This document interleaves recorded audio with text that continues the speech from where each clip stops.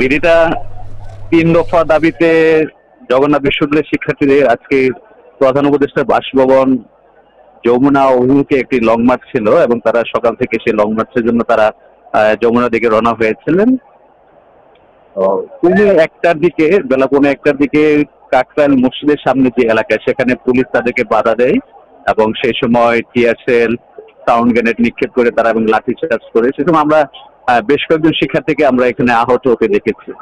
তো তাদের মূল দাবি ছিল তাদের যেহেতু আবাসন সুবিধা নেই, সে কারণে তাদের দাবিটি হলো যে আগামী অর্থ বছরে যেন তাদের আবাসন ভাতা প্রদানের একটা বিষয় যাতে সেই বাজেটে থাকে তাদের জন্য, এবং তারা একটি বাজেটের প্রস্তাব দিয়েছেন এবং সেটা যাতে পূর্ণাঙ্গভাবে শিক্ষার্থীদের জন্য দেওয়া হয় এবং একই সঙ্গে তাদের যে দ্বিতীয় ক্যাম্পাস কেরানীগঞ্জে করার কথা রয়েছে সেটি যাতে আগামী অর্থ বছরে যাতে সেটি অগ্রাধিকার প্রকল্পের আওতায় নিয়ে আসে সেই দাবিটি তারা জানাচ্ছিল। তো এখন যেহেতু পুলিশের সঙ্গে তাদের একটি সংঘর্ষের ঘটনা ঘটেছে, তারা কাকরাইল মসজিদের সামনে যে কাকরাইল মোড়কে যেটি আমরা বলি সেখানে তারা অবস্থান নিয়েছেন এবং তারা বলছেন তাদের ৩ দফা দাবি তো অবশ্যই আছে, সাথে তারা চাচ্ছেন যে সকল পুলিশের সদস্যরা তাদের উপরে আক্রমণ করেছেন, তারা বলছেন যে বিনা উস্কানিতে অতর্কিত ভাবে তাদের উপর হামলা হয়েছে। তারা চাচ্ছেন যে পুলিশের এখানে যারা নির্দেশনায় ছিলেন তাদেরও যাতে শাস্তির আওতায় আনা হয় সেই দাবিটাও তারা করছেন এবং তারা এখনো কাকরাইল মসজিদের সামনে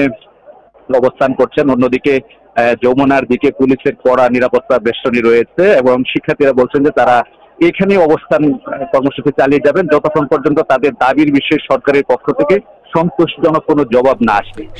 বান্ডেল থাকলে প্রতি সেনমানিতে টাকা বাঁচবে।